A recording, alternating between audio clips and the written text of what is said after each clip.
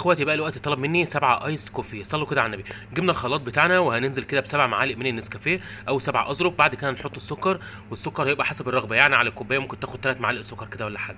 وهنقوم لو عندنا صوص فانيليا او صوص كراميل او صوص بندق ممكن نحط كده في معيار 3 4 معالق كبار، لو مفيش ممكن صوص الفانيليا. تمام قوي. اللي احنا بنستخدمه الحلويات. بعد كده هنحطه في الخلاط، نص الخلاط ميه، وهنسيبه يتضرب كده لمده 25 ثانيه. بعد كده هنريحه شويه وهنطفي عليه، وهنكون مجهزين الكوبايات بتاعتنا شفاف، لو عندنا ازاز ماشي. هنجرنش بقى بصوص الكراميل، لو عندنا صوص كراميل نعمله في البيت ماشي، لو نشتري من بره ماشي. بعد كده هنقوم حاطين على كل نص كوبايه نص كوبايه تلج. التلج طبعا هيبقى في كل بيت. تمام. بعد كده بعد ما خلصنا ونزلنا بالتلج ب7 كوبايات، هننزل بنص كوبايه لبن في كل كوبايه، يعني نص كوبايه لبن كده في في كل كوبايه. زي ما انتم شايفين الايس كوفي سهل جدا وبسيط ومش محتاج اي افتكاسات. ده في المحلات بره ممكن نشربه ب 50 و60 جنيه.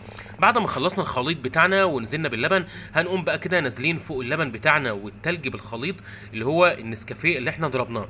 هننزل اهو بالطبقه الثانيه فوق اللبن والتلج، وزي ما انا هوريكم دلوقتي شكله هيكون عامل ازاي. حاجه كده عظمه قوي. لو جالنا ضيوف، لو حبايبنا، لو اصحابنا، لو قرايبنا، نقدر نعمله في البيت بمنتهى البساطه وبدون اي تكلفه نهائي.